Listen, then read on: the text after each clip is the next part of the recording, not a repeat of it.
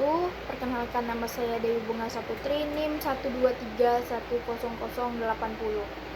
Nah, di sini saya akan menjelaskan ulang tentang konsep manusia dalam filsafat pendidikan Islam.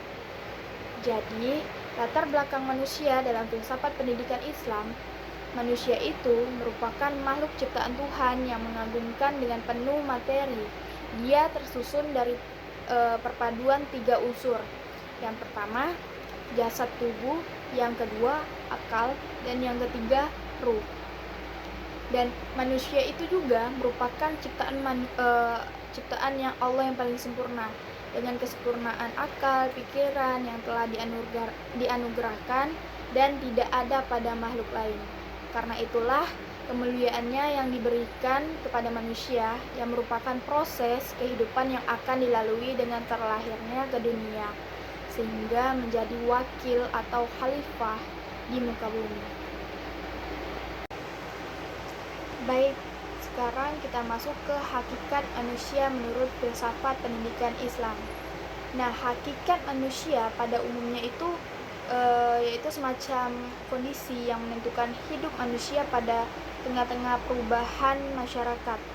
Hakikat manusia bukan hanya menekankan pada materi yang dianggap faktor utama menentukan kehidupan manusia, namun tetapi juga menentukan pada aspek spiritual sebagai faktor utama menentukan kehidupan manusia.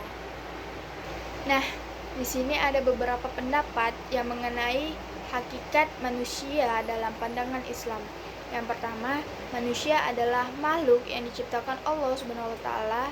Yang kedua, kemandirian dan kebersamaan sosial. Dan yang ketiga itu ada manusia merupakan makhluk yang tidak ada batasannya. Dikarenakan tidak ada keterbatasan manusia. Supaya manusia terus berbuat baik, maka tidak ada batasan menjadi manusia sempurna sebagai terwujudnya seorang khalifah dan menjadi sebaik-baiknya ciptaan Tuhan. Manusia diciptakan oleh Allah dengan potensi, pikiran, dan hati penciptaan makhluk hidup itu sendiri, berkaitan erat dan sangat penting. Nah, dikarenakan umat manusia berperan sebagai hamba Allah dan kekhalifahan di bumi. Tujuan penciptaan manusia adalah beribadah kepada Allah.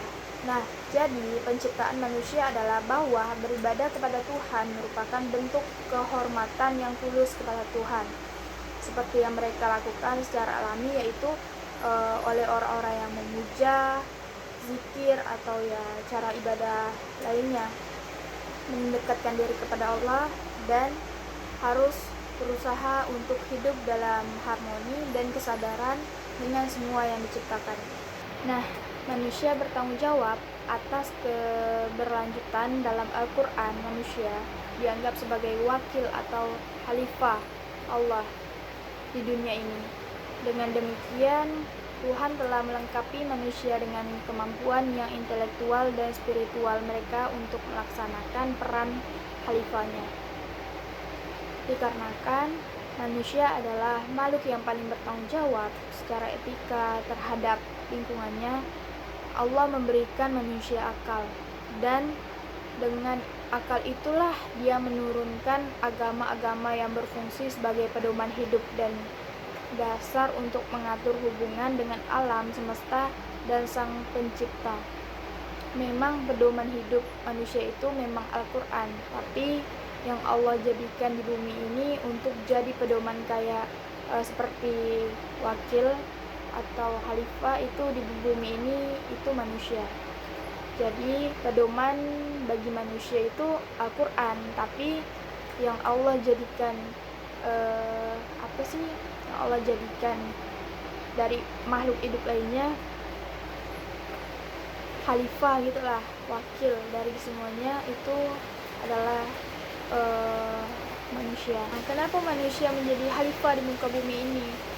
Karena manusia memiliki status khalifah di muka bumi ini yang merupakan akibat atau dampak dari kehidupan yang diwujudkan dengan segala rasa tanggung jawab.